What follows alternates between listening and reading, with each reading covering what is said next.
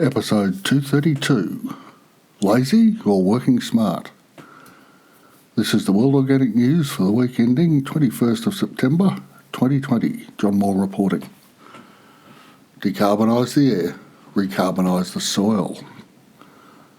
I'll start this week with a big thank you to Simon, who completed the No Dig gardening course on Udemy, link in the show notes.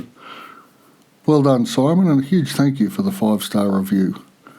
I'll leave a screenshot in the transcript over at worldorganicnews.com if you'd like to see what Simon has to say. And thanks again, Simon. This week is about worldview. Long-term listeners will know my favourite Masanova Fukuoka quote, "What less can I do?" And it came to mind this week as I was reading about an ancient raised bed technique from both Scotland and Ireland.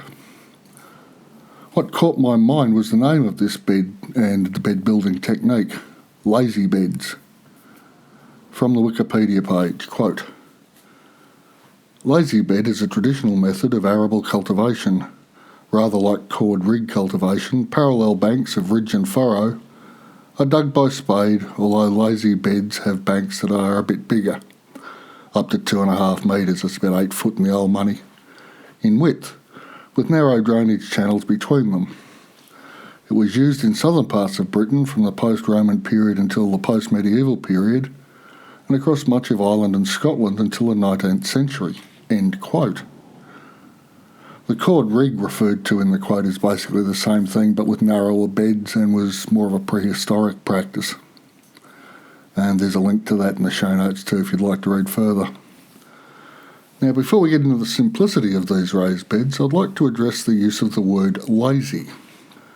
I have a problem with the word and a quote to help explain why.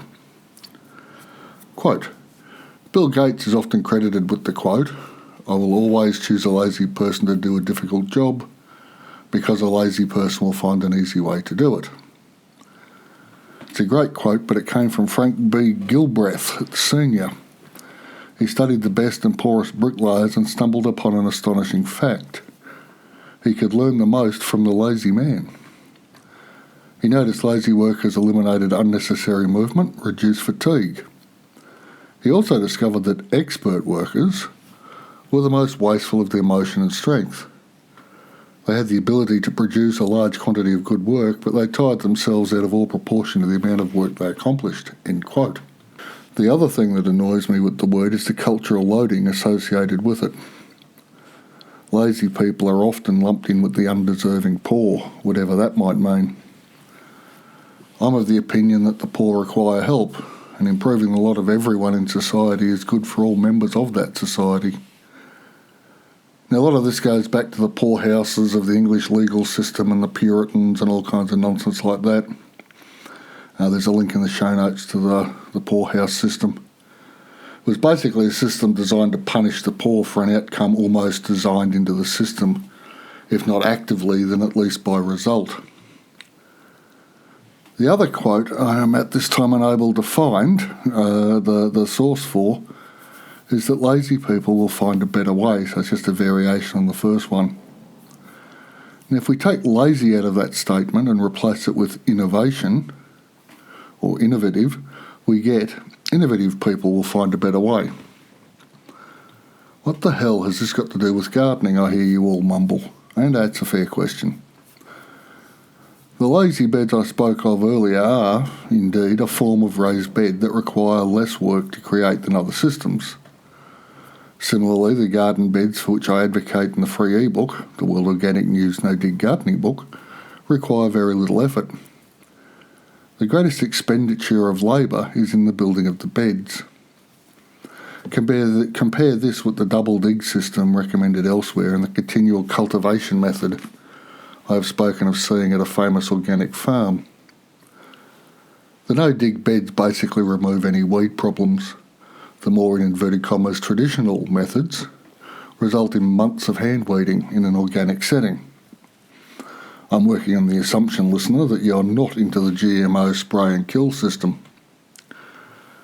Now, to move a no-dig garden system onto a market garden level, as per Fukuoka perhaps, I think requires that the organic matter tossed on top of the beds should in fact be grown in situ as cover crops and slashed to become a new layer on top of those beds. Depending on what you're growing, the cover crop will vary. I'm looking to grow large seeded crops, corn, peas, broad beans, garlic, cucurbits. That being the case, the broad beans and peas will end up being my cover crops. They die on slashing mostly, and they will be from this spring onwards slashed with a sickle bar mower. The slashed legumes act like a sheet mulch across the soil, keeping it covered and rotting down to create soil carbon. Plus, being legumes, while they're growing, they're depositing nitrogen into the soil. Now, I discovered through experimentation at work during the lockdown that the key to these is that they die off quickly, and it's because they're dicots. Now, a dicot has 2 leaves popping out of the seed on germination, and a monocot has 1. But wait, there's more. Peas and broad beans are dicots and grow from the outer edges of the plant, that is, from the growing tips and whatnot.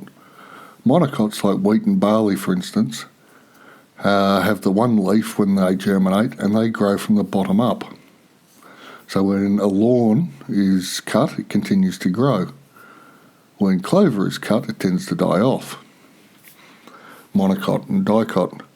With the broad beans in particular, a good kill is possible once the flowers have appeared. Later in the life cycle works too, but leaves viable seed in the mix, which might or might not be a problem. Because I'm thinking of growing peas at least, and maybe broad beans between the rows of corn all summer to act as nitrogen sinks for the crop and ground cover, and to add another layer of complexity and photosynthesis. So this means 1 pass with the seeder, corn and legumes planted together, saves me doing it twice. A lazy, in inverted commas, solution. The other thing that comes from being lazy, innovative, is space. Space for natural systems to work their magic. The art of this sort of food production is to do as little as possible, let natural processes occur and still achieve a functioning yield. The lazy beds from the start of the show are on the path towards this outcome. Now, I've quoted the work of Dr. Christine Jones in the past, and I would highly recommend a reading of her work and a look at her website, Amazing Carbon, link in the show notes. Her hypothesis is that we have to farm light. And the way we farm light is by having as many leaves out there to photosynthesize and feed the microorganisms in the soil as possible. So I'd really recommend you have a read of that, look through that website. She's got lots and lots of links to Amazing Carbon, basically, and scientific work that's actually been done to prove the point. So let's all go out into the world this week, see what less we can do, and watch the world become a much better place for all life as we decarbonise the air, recarbonise the soil. Thank you all for listening. I'll be back next week.